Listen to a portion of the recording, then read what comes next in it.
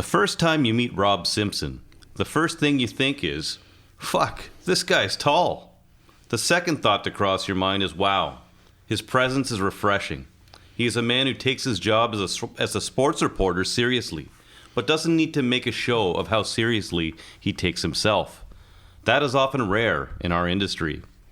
Simpson is currently the co-host of Stellick and Simmer, the radio show on SiriusXM. His past work includes, but is not limited to, working as a TV weatherman in Hawaii, working for the NBC at the Torino Olympics. He was a skydiver in Ohio. That was also part of a TV gig. He worked for Accessible Media and climbed Mount Kilimanjaro during his time with the NHL Network. So beyond that, Simpson has a writing background, and that's why he's here today. Past work has included 3 books. The Not So Tall Tales from Ray Scampanello's 4 Decades in the NHL. That was in 2006. Black and Gold, 4 Decades of the Boston Bruins in Photographs, 2008 and 2010. And The Winged Wheel, a half century of the Detroit Red Wings in Photographs. And now, a 4th. And that's why he's here today, of course. No Heavy Lifting was released last month. And Nate, we both read this book, and what were your thoughts? Yeah, going in, Neil, I wasn't really sure what to expect. I mean, not being a huge, hockey guy, I only sort of knew the rough outline of Rob's sort of career paths. But this was a book that it kind of really grew on me, especially after I went back and reread a few of the stories. I mean, it's kind of loose and episodic. It's almost a little bit like a Richard Linklater movie that way. I mean, just a guy who, dedicated to just doing the job and doing it right. And Rob was, very interestingly, I noticed after I thought, he's like, this is not a memoir. This is not, Rob Simpson's journey. This is not Rob Simpson's, advice. It's not some sort of advice book. But I really thought it was a lot closer to what it's like to work in the media industry than it is for, the people who you usually see with a book on the shelf, like, your Ron McLean's or your Rachel Maddows or your Keith Olbermans, the people right. who are right at the top of the food chain. This is a little bit more closer to the reality, and there's obviously a lot of great stories, and I think a lot of character comes shining through. Even though, like I say, Rob's saying this isn't about me; these are just things I was involved in. But yeah, it really sort of started to grow on me after a few. I think it's the same with me, and I think you really hit the nail on the head. This is actually a guy that I think your everyday reporter can kind of relate to, the guy that's bounced around, the guy that's been in scrums consistently, and you're absolutely right. That's what I took away from it too, and there was a lot of relatable experience in sports media, I'm sure, for you and for myself as well. So without further ado, we're going to welcome in Rob Simpson to talk about No Heavy Lifting.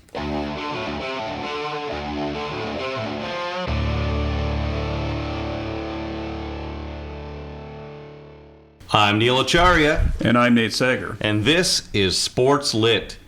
Episode 4 of Season 2, Nate. As we talked off the top, very happy to have Rob Simpson here from Sirius Satellite Radio, and a whole host of other sports media professions, which is discussed in his book, No Heavy Lifting, which came out last month, published by ECW Press. So, Rob, thank you for joining us. My pleasure. Wait till you see the sequel.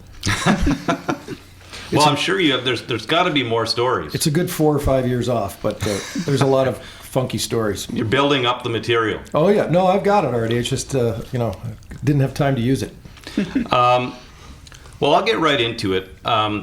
We talked about your background in sports media, and I think are you in your 5th decade right now of covering? If you count 1979. Yeah, it's kind of wacky. My first game would have been, I just discovered this not that long ago, and kind of finalizing this book, was January 13th, 1980. So technically... Oh, okay, so 4 decades. It was Detroit Pistons hosting the Chicago Bulls, led by head coach Jerry Sloan. That was my first assignment. And it was really strange, what I found out recently, is the night before... is when I was with my dad and my oldest brother at Gordie Howe and his son's game in Detroit against the Red Wings. This was 3 weeks before the famous All-Star game. He came back to play an actual regular season game with the Whalers. Oh, okay. And we went to that game one night, and then I covered the Pistons game the next night. So it was a pretty crazy weekend. At the Olympia. No, that would have been Joe Louis Arena Joe. in its first season. It was probably a month old. When it was brand spanking new. That ties right into the first question. So you started your first pro gig in high school. The Pistons won 16 games that season. Yeah. I think it might have been their worst season ever. Probably. How have you seen sports coverage change? And before I let you get into that, I mean, you were in high school and you got accreditation. I mean, I don't know if that could happen now. Yeah, that's the one thing that's pretty bizarre. There was this guy, Bill Kreifeld, who was the PR director for the Pistons, and they were so bad, 16-66. Apathy does not describe it. The fans didn't show up. The media could care less. The Tigers at that time were actually pretty good. Red Wings, not yet. Lions, I don't remember. Maybe getting good. But anyway, they played at the Pontiac Silverdome. It was an NBA team playing in a football stadium, and it was awful. And not many people really cared. So one of the kids that I went to high school with, we had a high school radio station. And at that time, I think there were maybe 3 in the entire state of Michigan. He asked Bill Kreifeld, and Bill's like, yeah. He goes, what a great opportunity it would be and learning experience, blah, blah, blah. So he issued us passes. Not all the time, but 90% of the time. Right. And for games. And then that led to us getting paid under the table to get sound for professional stations. Like, well, you're there. We'll give you $20. Just feed us post game. And we were like, okay. So a great break, and probably the as you said, the PR manager for the Pistons probably helped that along by being willing to take a chance. But I mean, I don't know. In my mind, I mean, obviously we're in Toronto. I found it really interesting, almost pure in a way that somebody at a high school could cover a professional team. Yeah, and there were actually 3 of us. There were 3 kids that did it. It was an amazing time and opportunity that, like you pointed out, Neil, it's just, I couldn't imagine it ever happening again in this day and age. And what's really cool about Bill Kreifeld, though, he left the Pistons. He ended up working for the Utah Jazz. And I just chatted with a buddy of mine out in Idaho who's been a sports editor for a long time in Idaho. He said Bill Kreifeld did the exact same thing for him literally 3 years later with the Utah Jazz, gave him his first crack at it, and that's what started him in the business. And I didn't know that, and I've known the guy for a long time, and I thought that was cool. Have you seen, from an accreditation standpoint, a difference in who you would see at games, covering games from back then to now? Well, now the change is, it was always newspaper guys then, hardcore newspaper guys, columnists, beat writers, TV, some radio. The internet didn't exist. Right. Now it's heavy on the electronic. Newspapers are going away. Like, look at even the last 3 years, guys we'd see in the press box, Neil. James Myrtle used to work for the Globe Mail. Now he works for the Athletic. Right. You could probably, list off 6 guys that are in the press box on a regular basis that used to write for a piece of paper, and now they write for an electronic medium. That's the biggest difference. One follow-up on that before I know Nate's itching to get a crack in here, but I mean, it was a tough year, the 79-80 season. As we talked about, the Pistons probably had their worst year ever. But it was also the start of something. I mean, basketball was kind of in the shadows a little bit in the 70s. Me and Nate talked about one of the finals, I believe, was tape delayed. They didn't even show one of the NBA finals till after it was played. I mean, that's unfathomable now for any sport. But that was the year the three-point line was instituted, and Magic and Bird entered the league. Did you feel at all that the league was changing? There was something different happening, or is that just revisionist? No, I was just a kid, but you could sense it because I was obviously grew up in Michigan, so at Michigan State, and Magic won the national championship in '79 against Bird. So that rivalry began. And then the third year that we were covering the team, our senior year in high school, Isaiah had been drafted. So we got to kind of start to see that go.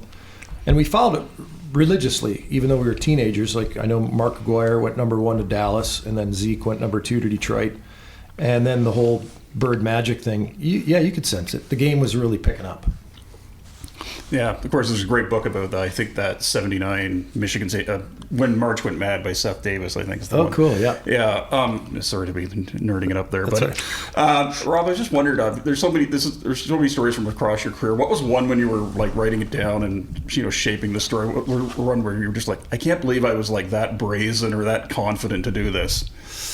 One thing I learned early on when covering the Pistons is this kid. There was one of the other high school radio stations in Michigan was Southfield, which is another area outside Detroit, and we were covering a game, and this kid was walking around, got the same opportunity. Just this one kid from the Southfield. I think it was WSHJ. I don't know how I remember that. Can you sing out the call letters? He would. Yeah, we were WBFH. He was and he was walking around the press room, the media room before the game like the cock of the walk. It was just being like, he owned the place. So in other words, he took this opportunity. He looked at it as like, okay, I'm the cat's meow at this point because I'm 16 and I'm covering, or 17, whatever he was, and I'm covering it. Where we were like, oh my God, like this is a crazy opportunity. So from an early stage, there was nothing really brazen because I had a heartfelt appreciation for what was going on.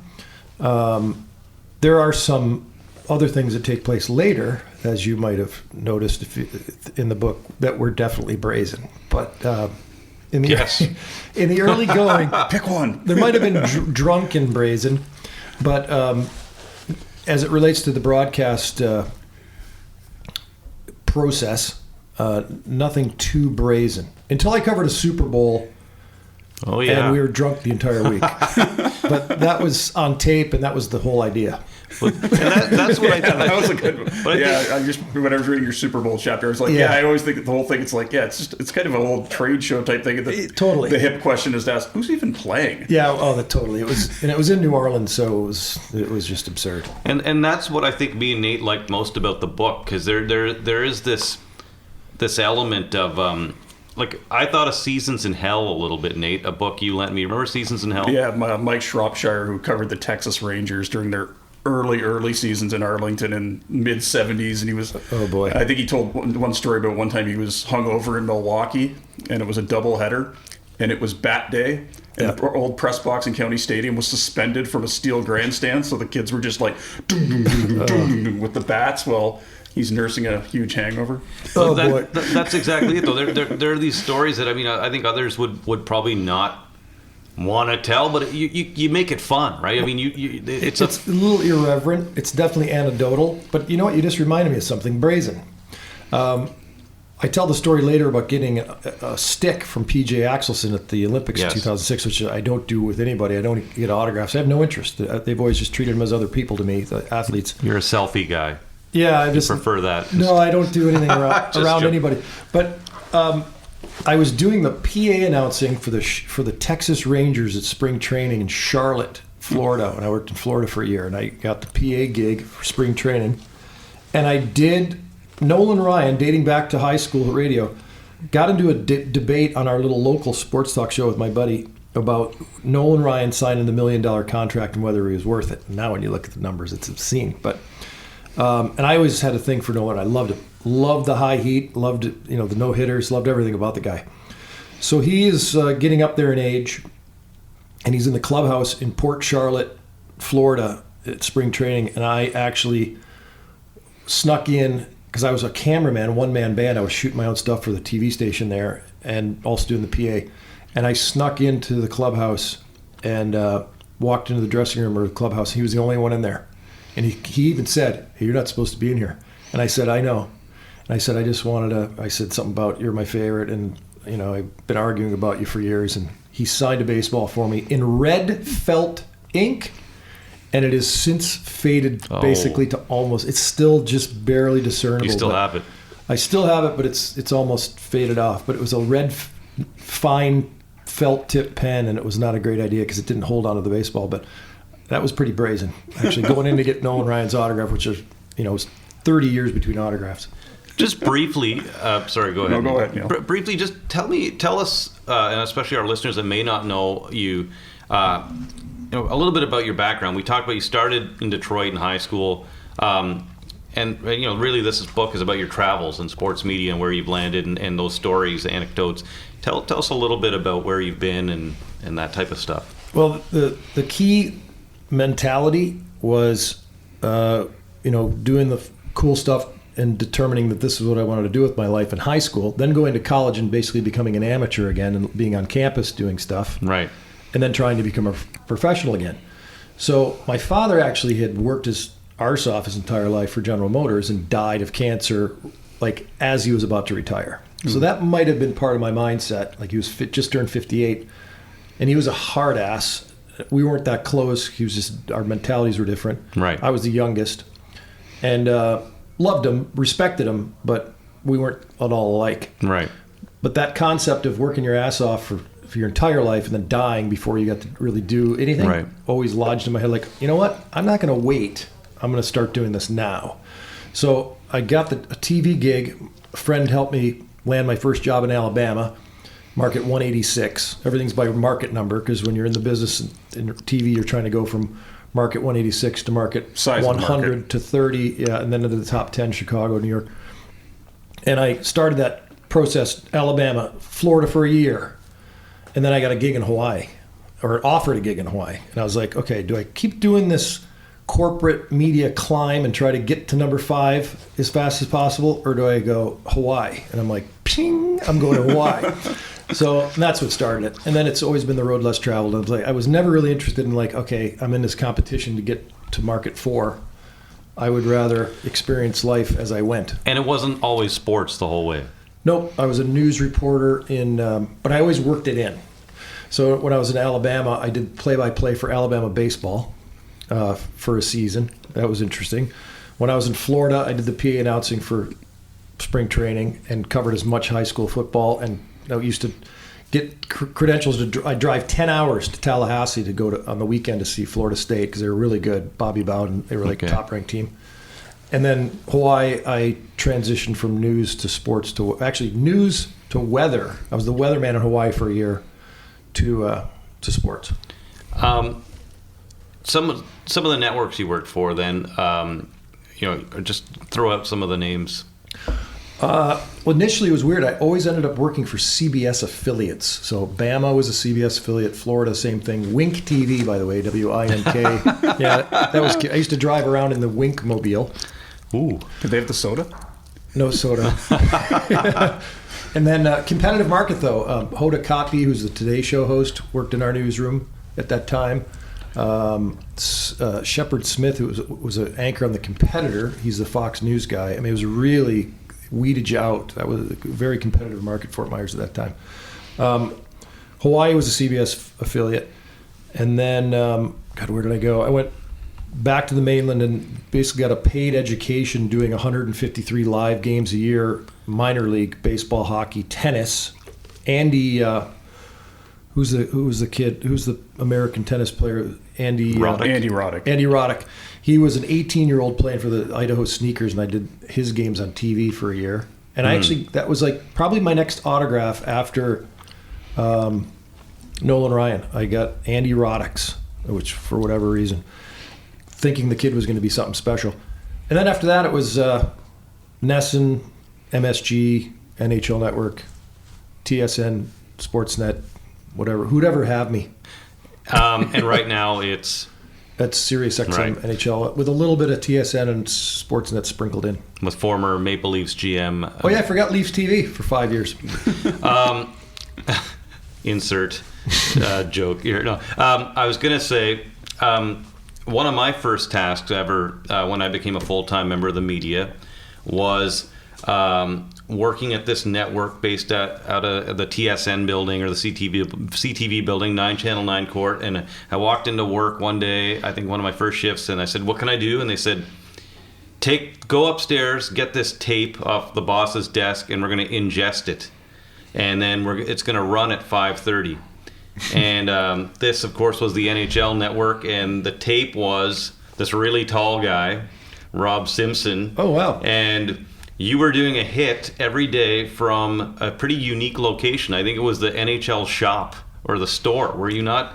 at the store. I seem to remember jerseys behind you, and was it with a woman co-host, or was I on my own? I think you were on your own. Okay. And I know they did a lot of hits from the NHL So Network. did you work with like Sasha Beck? Yes. Okay. Wow, Sasha Beck got a shout out on Yeah, the SportsLit German. podcast. I think he's over there. He is. He's working for the Olympics, I think. Or he used to ingest a lot of the stuff. I remember him. Maybe he downloaded it to me. But so Rob Simpson is actually one of my first memories of working in sports media. Is your 5:30 hit coming from New York City? Yeah, we used to do those little hits, and then I was really had a nice time working for one full playoff season with Heidi Andrel. Yes, Heidi, who also LA Kings.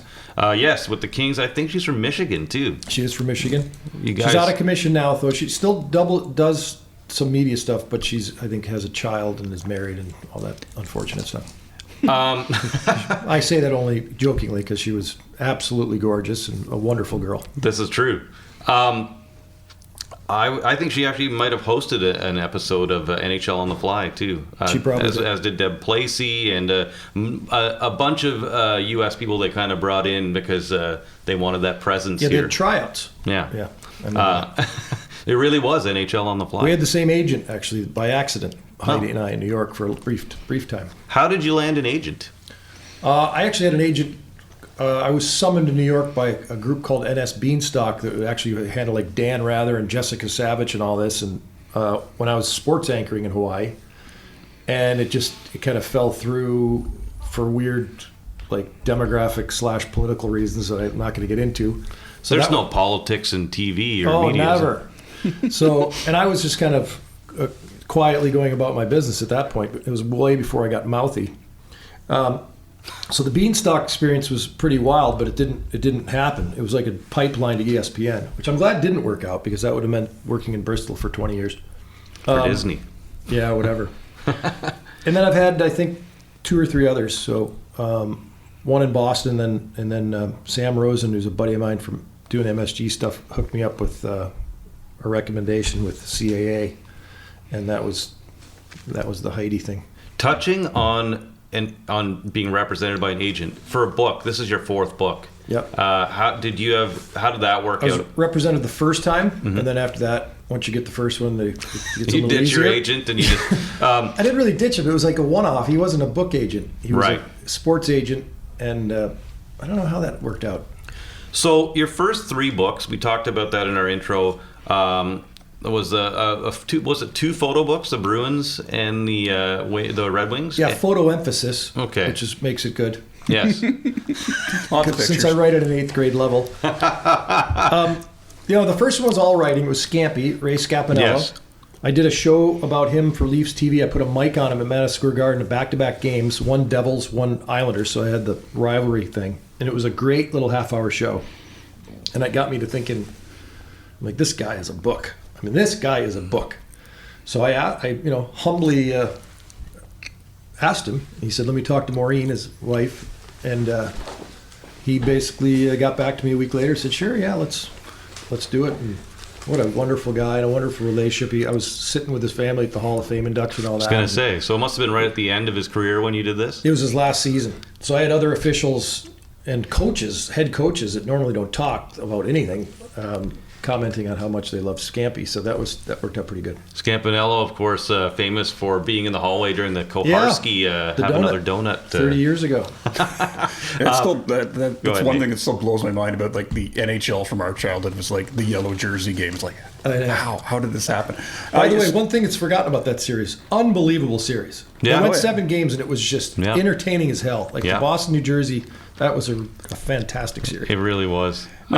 Go ahead. Now, when I think of sort of like, I actually kind of think it was interesting, Rob, how you mentioned sort of your relationship with your dad. I was sort of reading this. This is a good Father's Day book. This is a good book to give the dad, and you'll pick it up because it's episodic. Yep. But I was sort of wondering, just in terms of when I see guys who are, people who are in sort of electronic media or broadcast media. That's the term. Selling a book. Usually, oftentimes it's like people who are like you're seeing all the time. Ron McLean's got a book. James Duthie has a book. So celebrity books. Sort of, yeah. So what's the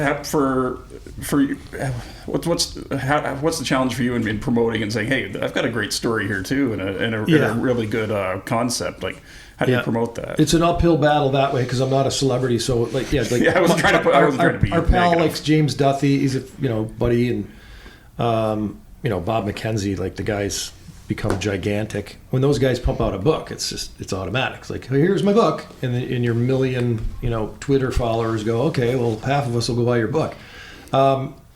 This is more based on utilizing those relationships, because I kind of know all the same people they do. I'm just less famous in doing it. You know what I mean? Like, because the hockey community is only so big, the media community is only so big, and I've worked a lot of places.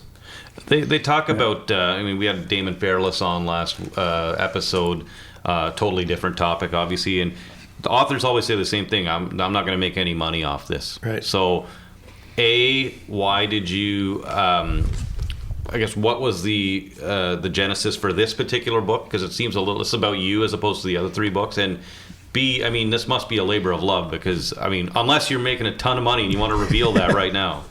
No, actually, I set goals for it. Okay. Like, you're not gonna be killing it and making a living off of it, but I hope to make a little bit of money off of it, and set a goal for what I would like to accomplish in terms of selling it and getting the word out there, to kind of set up whatever next book I might come out with. It's more important. So yeah, in terms of sheer numbers or anything, I haven't really thought about it or really care that much, as long as it does well enough for my publisher and kind of reaches my basic goals. That's kind of what it's all about. Yeah, that's the case for 90% of authors. It's not and publishers. It's not a real money generating business. Yeah, but how important is it just to, like I say, write, because there's a consistent message on. I just remember hearing Steve Rushin talk recently on a podcast with Jeff Pearlman, and he's like, I can't worry about what the guy reading this in the dentist's office in Kansas City is going to think 2 months from now. I just have to get it out there. How much does that resonate with you? It definitely resonates, because part of it's just the entertainment factor. You want to entertain people and make them smile, and also there's other messages. There's a message about gambling in here and how you should avoid it. So that's a subtopic that I'll probably get into kind of a speech circuit about. There's a whole slew of, I'm referring to this now as a how-to book, which is a good marketing angle, because it's basically how to skydive, how to run a marathon, how to gamble away some serious cash, how to piss off a U.S. senator. Like, that's the approach that way I'm taking. But also, I wrote the 2 chapters about being a kid covering the NBA probably 30 years ago. Okay. So they've just been sitting there. I really enjoyed that. That was I think that it really spoke to guys like me and Nate that have actually done the job. It would. I think it'd be eye opening to those that don't cover sports, completely green to it. But for guys like us, like tripping over a player, or your mic doesn't work, or even fast forward to how hard it is to kind of get people to want to do a streeter. Right. Those things where I hate streeters. I think, I hate streeters. But those are, and we're referring to man on the street, where you just have to go up to random people. Yeah. Like, I loved it when I was drunk covering the Super Bowl on tape, but I hated it when anytime I was doing news and they'd say, go ask them what they think about the city council's decision. I'd be like, oh, are you serious right now? Like, there's also the dynamic of a sports scrum is, I found so interesting, and I learned on the fly doing the Leaf stuff. The TV guys are looking just for a soundbite. The print guys wait and get a more substantial quote. Like, when you're first doing that, you don't always know that, right? Yeah. So it's that stuff. A lot of people force questions. They're new. They just feel they have to ask a question. Like, I don't, unless I have a question, I don't ask a question. I've learned that a long time ago. You just listen and learn. And I'll usually go, hey, and I'll pull the coach over after it's all said and just chat in the hallway for a half an hour, right? Right. What was I about to say? I will think about it in a second. I just lost my train of thought, but it had something to do with the scrums and just like there's a dynamic to it. Yeah, I know what I was going to say. There's NHL media back insider crap behind the scenes in the book. There's no question about that. Yes, and I was going to say at the Leaf scrums, I always remembered, as I got more comfortable, I always realized you let Paul Hendrick ask the first question so the guy loosens up, because it's always going to be. It's never going to be a question like that's going to be embarrassing to the guy or tough on him. Right. And then it loosens up. Some of the more veteran guys can ask a question, and then you kind of jump in. But here's what some teams, I don't know if they still do this, but it used to be a bit of a nightmare because people would step on you anyway. I did this with a few games of the Rangers, is you would be live. They'd throw down, and you were supposed to ask the first 3 or 4 questions because you're live. They're taking the live coaches conversation, and then everybody would jump in. But the people that didn't know that would just start asking questions, and it would just be like, you're like, right. You know, it's bad idea. Another mic flash comes just in on your one-on-one. Yeah, the whole thing's a bad idea. You got to separate everything out. So. Yeah, it's all about content. Now, you did hit on some of the serious. You sort of touched on some of the serious topics you get into.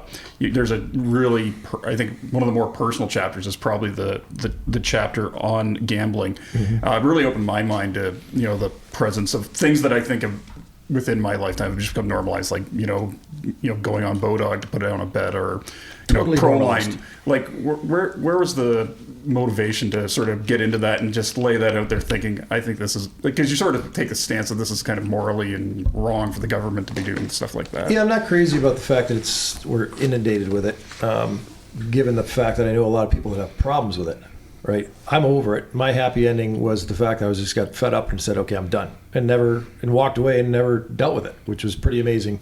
Because as a compulsive person that way, or a compulsive gambler, an addictive gambler, they always are trying to they want to get their money back. There's always the get it back, got to compete, got to get it back, for whatever reason. And eventually, now imagine if I hadn't just walked away from it. That means I'd still probably be trying to get it back today. 10 or 12 years later. Where and a lot of people aren't that fortunate. They keep losing, because odds are you're not going to win, whether it's a little or a lot. Odds are you're not going to win, and you tend to gamble more and more and more. So I started basically just being around guys like me, jock types who are really into sports and covering it every day, and it just starts harmlessly enough, and then it grows, and you just bet more and more and more over the course of time. Well, there's a high to it, right? I bet on the Kentucky Derby yesterday, and there's it's totally. No different from adrenaline. Smoking a cigarette or right. Adrenaline junkies. Competition and adrenaline. And you said in the book, roughly $10,000 a year over 10 years. Yeah, but not like a straight. Right. Like it'd be like 6 one year and 14 the next, and that way. But it got to a point where it was like 80 something. I was thinking in my head, I go, now if I'm doing the math here. And then I eventually got just over about 100 plus, and I was like, okay, I was still going, but I was starting to win, and then didn't get paid, and I quit. That's right, yes. And I found it very interesting, and a cool note you put in that, working in sports media, your salary was fluctuating all the time during that time too, right? So, right. So it was a strain at times, where other times it sucked. It sucked either way. It was horrible, giving away your money. Was there a particular game that you remember that was your last game that you did, or was it just that incident with your bookie taking? It's just the bookie not paying me. I hit like on a 4 or 5 NHL games on a parlay, and then did it again 2 nights later, and then did it again 2 nights later. The guy owed me like $8,000, and he wasn't going to pay me, and that was it. How did watching sports as a fan, not coverage, but as a fan, change after that for you? Basically stopped watching college football and NFL that didn't matter. And really, NFL, none of it matters at this point. So stop watching. Like I watch the sports I cover, but the sports I gambled on, I haven't watched in 10 years. That's impressive. I'm actually blown away. Like I used to watch, like I was one of the guys, like many that you probably know, loved the fact that there was a Sunday, Monday, Tuesday, Wednesday, Thursday, Friday, Saturday, Sunday available. And that's why they do it, because they know they're going to get eyeballs from the couple $1 billion illegal gambling industry. So I would watch games every night, college football, Memphis State against, Mississippi State, because there was a chance to bet. So I haven't watched any of that crap for 10 years, 12 years. I can still remember my roommate 10 years ago. I'd come home, out from a night on the town, and he'd be, still up. What are you doing? Oh, I'm betting on the South Korean domestic men's basketball league. I'm like, it'd be like 5 o'clock in the morning. I don't know what time it was in Seoul, but he would be all over this. But, yeah, the West Coast games too. You get San Diego State again. Get these WAC games, Western Athletic Conference. You get BYU against San Diego State. and then you bet the late games because you felt you knew something there. It was just ridiculous. Yeah, so just to throw in, there's one site, I'm not going to give them a free plug, but they give odds on the Ontario Hockey League and the Western Hockey League, and I've just got to be like, yeah, I've covered this, but I can't. It's not a good thing. I remember these are 17-year-olds playing. You can't predict anything they're going to do. And you also you have to concern yourself. It becomes big enough about the kids getting paid. I mean, this is a whole different story, and it's not in my book. But there are stories about NFL fix over the years, like 2 decades worth of former quarterback who came out, and of course they hushed this all up. There's the Duke UNLV game, which Tarkanian? FBI ties. A friend of mine who's in the business, he's like, oh, totally. Stacey Augmon threw the game. Like Duke's win over UNLV was a complete and utter fix. I mean, you can go through all sorts, but you're not allowed. They don't want you to know. They don't want that to come out, right? Because the NCAA is whatever. So anyway, that's a whole different story. But yeah, I mean, it's the fact that it's now part of our government fundraising is insane. Just to tie in another book reference too, there's a book by Declan Hill called The Fix, which on the cover says you'll never watch sports the same way again. Yeah. And when I saw that, I'm like, I don't even want to read this book because I think that when I read it, and I actually, especially certain soccer matches and stuff, I do not watch them in the same way. There's NBA games over the years too. You just be like, how did that guy miss the layup? Like the line is 6. They're up 5 and he's by himself under the basket and he's 6'10" and he misses like a layup, and you're like, that was really weird. Like there's just weird.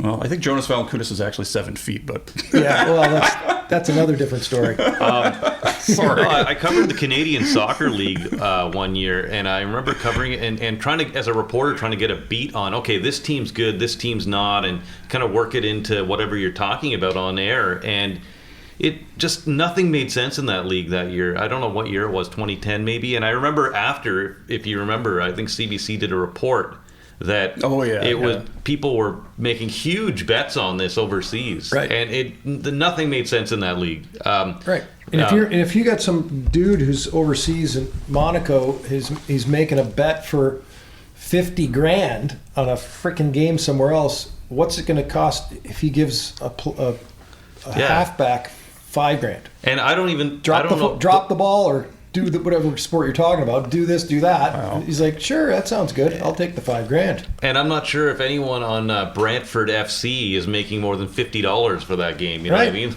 They're getting gas money, yeah. Yeah. If they're gambling on that, we got severe problems. That's for sure. Yeah. Nate, do you want to continue? Or? Yeah, something else you really get into the ethics and morals of is, I guess, the NHL and head traumas after knowing the late Steve Montador. And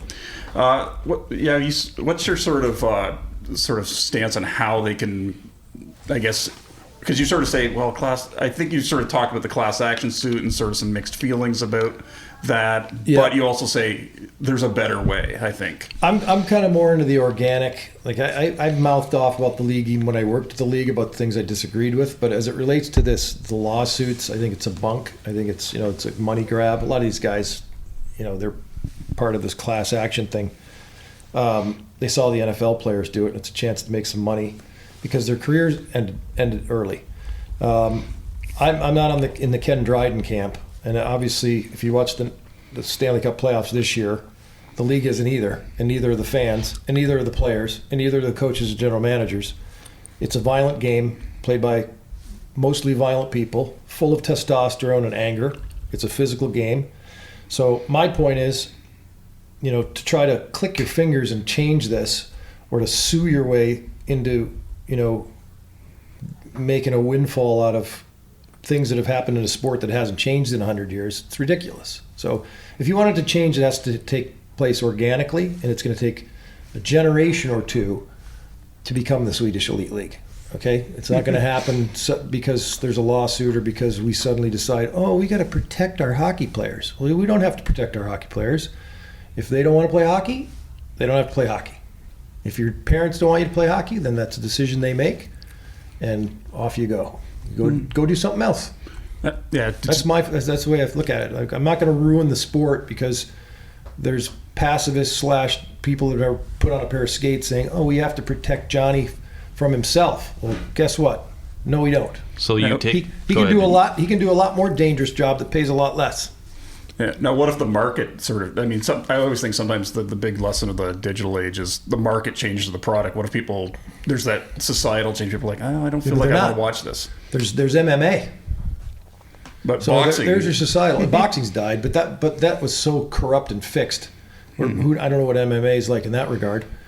But unless they're lying to us, the league's beating its previous revenue on an annual basis. So people aren't running away from it because they're running into each other. In fact, all the non-traditional markets, when I did the Leafs TV show and traveled around the non-traditional markets a lot, it was following former Leafs and Hall of Famers and all these wacky places in the U.S. Those fans went to games for fights, period. South Carolina Stingrays or whatever, anywhere, Laredo, anywhere. They went for the fights. That's why the Western Pro League was a gong show. Central League was the second incarnation of the Central League was a gong show. They went for the fights. That's it. Friday night fights. Yeah. Well, that's how and where non-traditional hockey got its start.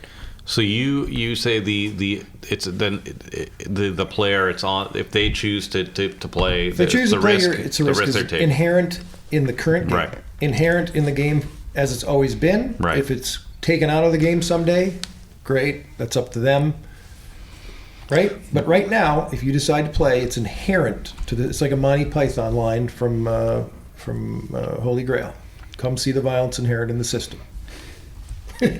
Maybe we need more clutching and grabbing to slowly play down. Damon actually a lot too, because he's like this. We just got to stop isolating things. Because his whole theory of his book is we got to stop isolating these things and acting like, oh, there's these lone wolves or like this is something that's in us and it needs to be addressed and managed. It's not like it's five guys that are criminals running around the National Hockey League. It's pretty much any night of the week. Look at David Backes.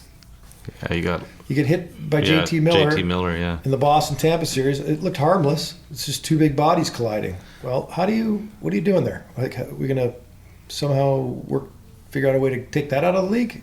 Good luck. You did say this season should be shorter, though, I think. Oh, absolutely. But I don't see the owners giving up dates, and I don't see the players giving up that percentage of their. But they'd be healthier, rested, faster, stronger. Quality of play would be a lot greater if they played less games. Nate, let's lighten things up here we took you down to a heavy path. I'm feeling guilty. With the actually part of it is just to tell you, Simmer. We have a specific time window here. That's why. So we got. That's why we're always looking and making sure we got our questions and we don't want to miss anything. We might never have you on again. Who knows? What's the next book going to be about? Next one's about Middle Eastern politics. Oh, definitely. Can you tie in a sports angle? Probably not.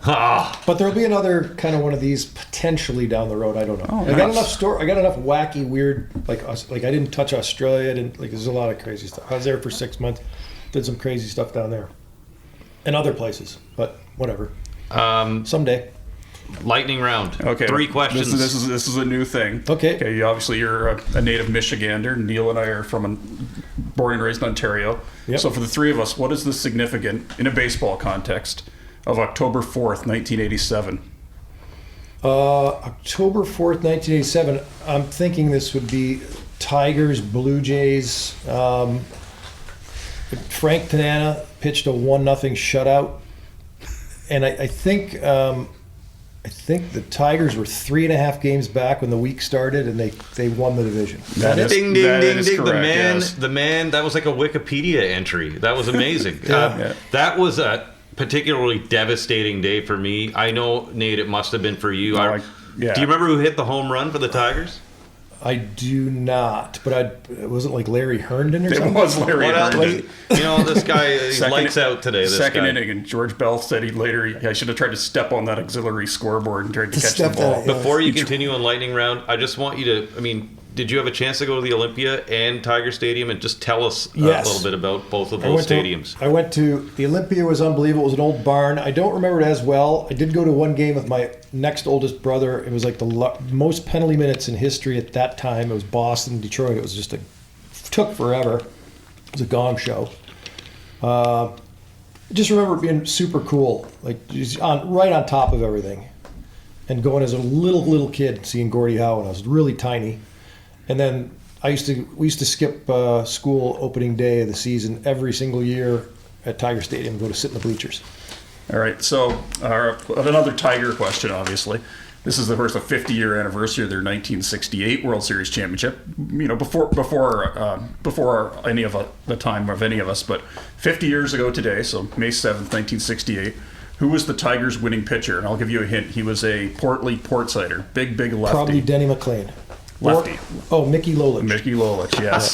This guy's good. Denny McLain, Mickey Lolich. I know that lineup pretty well because we used to go to Tiger Stadium when I was a little kid, and Mickey Stanley was my favorite player. And I could almost name the whole lineup. Willie Horton, Gates Brown, Jim Northrup. Mickey Stanley moved from the outfield to the shortstop in the World Series. Anyway. And the third one we had was, because you covered the Bruins, who was the OHL team that passed on the chance to draft a 16-year-old Joe Thornton number 1 overall? Oh, God. The OHL team that failed to draft him? The OHL team, he was the number 2 pick. Oh, God. That I don't know. I was not at all involved in following the Ontario Hockey League back then, but it was probably like the Sioux or something. The Detroit CompuWare. What was it? Was it Detroit CompuWare? We'll give credit because he played for the Sioux Greyhounds, but it was the Barrie Colts. Barrie Colts Were an expansion team, and they were like, we'll only get Thornton for 2 years because he'll go straight to the NHL. So they drafted Dan Tkachuk, who played 19 career NHL games and is now an assistant coach. I said the Sioux. Yeah, I must have had Sioux lodged in my head because that's where he played. I say we give credit. 3 for 3. I didn't. That's not 2.5. right. 2.5. I just had the Sioux in my head because that's where he played. I wouldn't have guessed that in a million years. You did pretty darn good. Thanks, buddy. Especially the where were you watching the '87 final game of the season? Were you there? Here's really funny. I was still a huge Tiger fan at that time, but I was living in Massachusetts, working in my summers on Nantucket Island as a tour bus driver. See, look at this guy. And a cab driver. and we'd take once a year trips up to Fenway to see the Tigers come in. And one year they beat Roger Clemens in a game, knocked him out of the game. His shortest stint as a Red Sox. Knocked him out, and they beat him 13-1. Chet Lemon hit a home run in the first inning. But we went up there for that, sat in the bleachers right dead center field. But at that day I was working, I was driving a tour bus, and I remember every day I would read the paper, because you read newspapers in '87 to get your updates, and somehow had it on the radio. I don't know how that worked, but saw that Frank Tanana shut out the. You didn't actually see the game. Oh no, I didn't see the game. No, I remember standing on the straight wharf going, "Oh my God, they just came back from 3.5 down in a week," and I was following the paper every day. Nate, where did you watch that game? I was I was 10 years old, so I was in my parents' living room. And I just remember like going right to my room and just like throwing myself in the bed and just crying my eyes out. Like, wasn't Doyle Alexander a big part of that somehow? Yeah, he beat the Blue on the second last Sunday of the season. I think he helped beat the Jays twice, and he went something like 9-0 with a 1.53 ERA after he got picked up from the Braves. Of course, the Tigers gave up John Smoltz to do it. I remember that. So I remember being in university and interviewing Garth Orge. Wow, who was the last out in that game, and he was a jovial guy. We were in university. He's like, how do you guys remember that? Like, we cared about it, I think, probably more than he did. But yeah, that was a tough day. And it was kind of like, I don't know. I was thinking about the other day. The sting was taken out of it 5 years later when the Jays won the World Series. Had the Jays not won the World Series, that could have been like kind of our Buckner not exactly, but in a same. It was a hell of a collapse because when you're up 3.5 with 7 days left and you lose the division, I do remember this. I did find a way to watch the American League Championship Series against Minnesota, and you boycotted, didn't you? I didn't watch any of the playoffs that year. They got overwhelmed. The Tigers blew their proverbial whatever, beating Texas or beating Toronto, and then got smoked by Kirby Puckett and the Twins, who went on to win the World Series. That is true. Okay, so just a couple final questions here. I've been fascinated with Detroit for a while. You know, we've talked about Detroit searching for Sugar Man. Sugar Man, yes. Great movie. Yeah, and I got to go for my first 2 times to Detroit in the last 8-9 months. You were born in '64. I hope you don't mind me saying that. According to Wikipedia, you were born in '64. Yeah, 64. Hopefully that's right. How did you see the city change? I mean, how has the city changed? Do you go back? And I also want to ask you about how you become a Canadian. You become a Canadian citizen, correct? I'm a PR, almost a citizen. Okay. Yeah. So tell me about Detroit and then your transition to coming into Canada, kind of being a full-time guy here. Well, Canada first. I did have relatives in Ottawa, relatives in Vancouver, relatives in Calgary. So always had grew up on the border, obviously. Watched Hockey Night in Canada every week growing up since I was 4 or 5. So that was always kind of part of my life. So I've always psychologically, socially, politically been more Canadian than American anyway. So that explains that. Mm-hmm. The city, I was too young to really understand white flight, which is what they called it. As the African American, the black community moved into Detroit, the white moved out to suburbia. That was just the phenomenon in the late 60s. It had the riots. Right. All that was lost on me. I was a kid. Mm. I just grew up outside the city, but always loved going in. Mm-hmm. And when we went in, it was 95% of the times I went into the city of Detroit, it was either Olympia, Tiger Stadium, or Cobo Arena. Right. Yep. And then in high school, you start to go to concerts downtown. So your attachment to the city is really based on sports, like coming in from the suburbs. Sports and entertainment. Yep. No doubt about it. And my parents both grew up in the city, so that was kind of interesting. Sorry, Nate, did you? Okay, yes. The second last thing I wanted to ask you about was you write about in this book being in Torino in 2006. Of course, that's where Sweden beat Finland in the gold medal final in hockey, which you were covering. This year I worked down at the CBC here in Toronto for the Winter Olympics with no NHLers for the first time since I think it was 94. That's just a long way around of saying they had Alexei Yashin on their panel. He was one of the analysts, and I've always wondered, and since you've worked as an analyst and all over this and are still in sports media covering hockey, I find it interesting that we've never really had a European analyst. I mean, somebody, let's say, I'm going to throw out a few names, Daniel Alfredson to whoever, Darius Kasparaitis, somebody that, born over in Europe and played at a lengthy spell in the NHL. Like, have you ever thought about that? Do you think that would add a different perspective to the analysis? Yeah, I've never really thought about it. I mean, it so makes sense. Maybe we don't need one. I've always thought, hey, I think it would be. But I've always had an interest in going there and working. Like I had a couple of European hockey startup ideas and was over there covering Worlds a few times and just dabbling in, getting some extra gigs over there because I've done some stuff over there. But never looked at it never flipped it over and thought, why isn't such and such doing? Do you think analysis? Do you think it would matter, or do you think? I don't know. If it was a World Championship or Olympics, for sure, that would be fantastic. But an NHL day to day, it's like, if the guy's talented and can talk and he's loquacious. Funny thing about Alexei Yashin, weird thing about him, I was in the New York zone there for a while. He thinks I'm someone else or something, or else he's just an incredibly friendly guy. But Alexei Yashin, for whatever reason, this is like a funny Alexei Yashin quirk. Is he always wave wildly at me, or just from a distance by the buses? He'd be like, "Hey," and I'd be like, "I don't think I'm who you think. I think you think I'm someone else because I don't know you." But it went on for 3 years. So then I'd always wave back, "Hey." So this weird Alexei Yashin. One day you're gonna meet face to face, and then he's gonna. That's the thing. I think we have just walk by, and he had the model wife. Yes, Carol. I met her in the press box at the Islanders one year. She was with Craig Patrick, right? And then Ron Greshner. Ron Greshner. How do I know that? Okay. Sorry, where were we?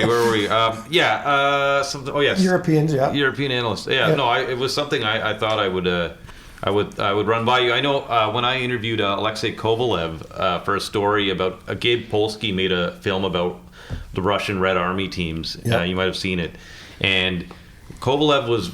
He felt like they were misunderstood, the Russians, especially when they came over, and they have a certain unique style of hockey. Now, it might be all melding together now, but I just thought, hey, that's something I'd never heard in media before. They having a Russian guy or whatever. I was around the Russian Five a little bit. In fact, after they beat Colorado in the Western Conference Final, 2-3 weeks before the limo accident, I was sitting at a table at a pub in Birmingham, Michigan, with the entire Red Wings team by accident.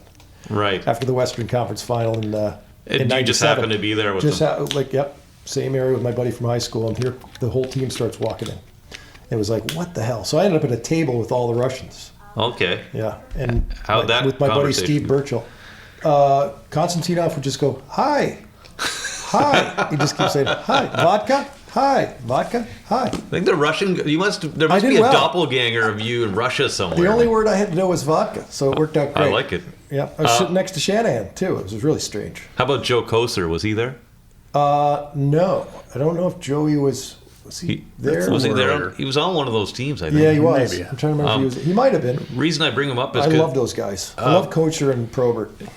Probert. Let's talk about that for a second, because he Windsor guy, Detroit connection, probably roughly the same age. Roughly, Yeah, I yes. think so. Yeah. Your memories and thoughts about Mr. Bob Probert. I just remember the wildly entertaining late 80s. Yes. Where Yzerman would score, get a point and a half, 2 points a game, and Kocher and Probert would beat the crap out of three people, and it was part of our Friday night in college. It was my 4th year at university, and we would make sure to watch the Red Wings beat the crap out of people, and then we'd go out and party. He is Canadian. He just said university instead of college. Yeah, exactly. Okay, so I'm going to get into this last segment with a kind of a bit of a embarrassment on my part. So what we do here is we try to give a gift to our guest. All right. Where are the keys? Please don't get excited.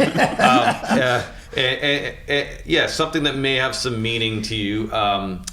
So what happened today was, can you lift up that bag there, but very delicately, like straight up, yeah, This straight is up, like straight up. Monty Hall. Let me help you. Yeah. Who's Canadian. So listen, Nice. we this is the problem that I went all over the city to find Tahitian treat. You know how hard it is to find. Don't lift it up. Oh, is it the top or the bottom? Broke. Oh, it my burst. bag is soaked with Tahiti Oh, yeah. treat. So I owe you a Tahiti treat. Nice. And the reason I I brought love that. fruit punch too. That's Tahitian treat fruit punch. There. If you go online and Google that, it is hard to find cans of Really? that. How did you explode it? You shook it? All the equipment in my bag punctured it. Oh. So, and I know you're probably expecting way more than that.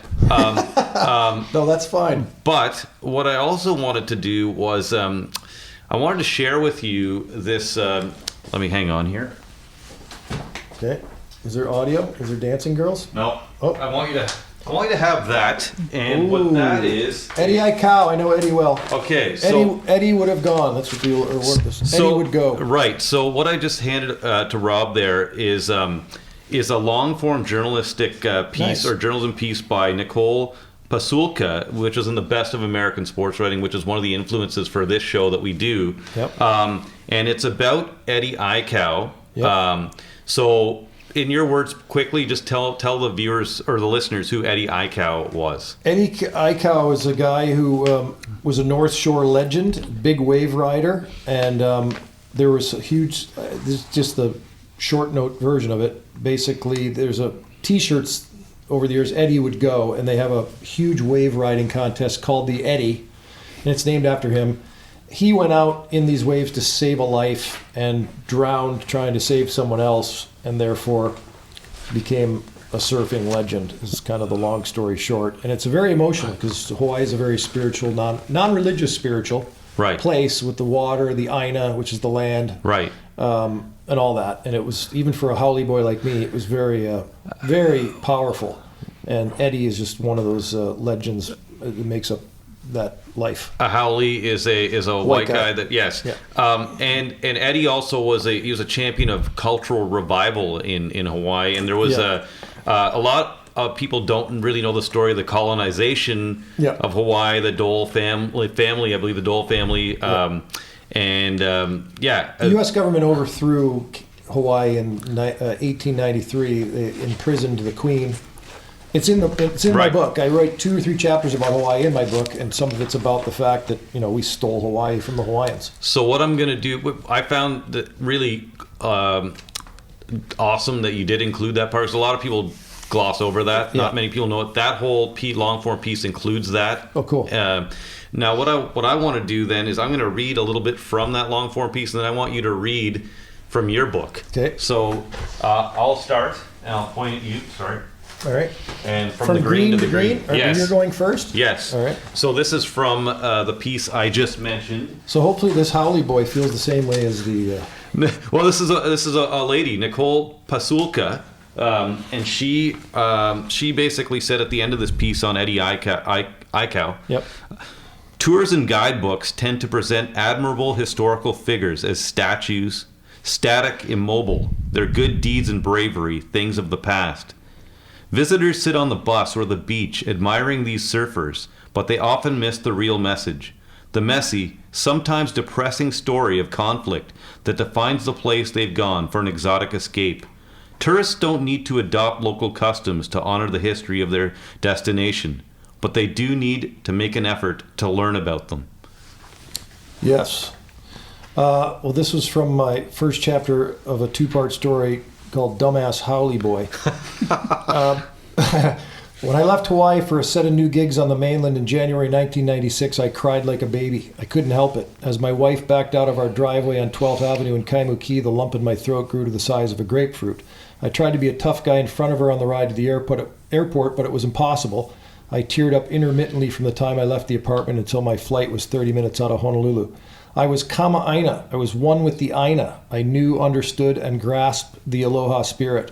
The memories I had, the acquaintances and friendships I had made, and the life experiences gained thanks to residing on the most isolated island chain in the world were irreplaceable. Among the many valuable lessons, I learned what it's like to be a minority, to feel what it's like to be disliked, hated in some cases, discriminated against, and ignored simply because of the color of my skin. In Hawaii, whites, or haoles, are a distinct minority. They're disliked for a reason, dating back to 1893 when the United States imprisoned Queen Liliuokalani in her own palace and stole the islands. I had moments of being discriminated against, and I get it. Tie in the historical equation, and it's even easier to get.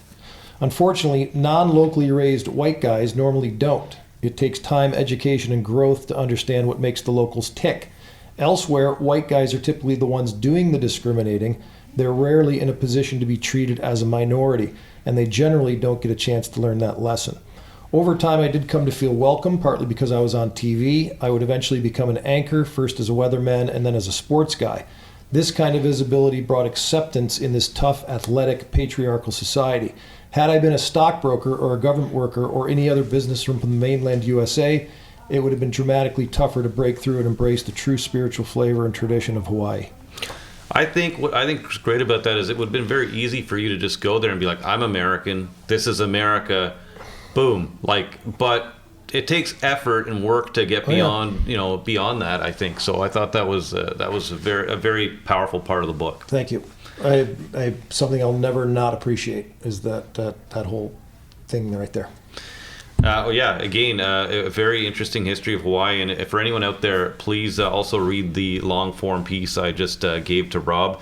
I'm very sorry about the Tahiti treat. I was very excited. You don't understand how... I appreciate the effort, too, because it looks delicious. And there's palm trees, and there's a sun. It's fantastic. Trust me, you cannot get Tahitian treat in this city.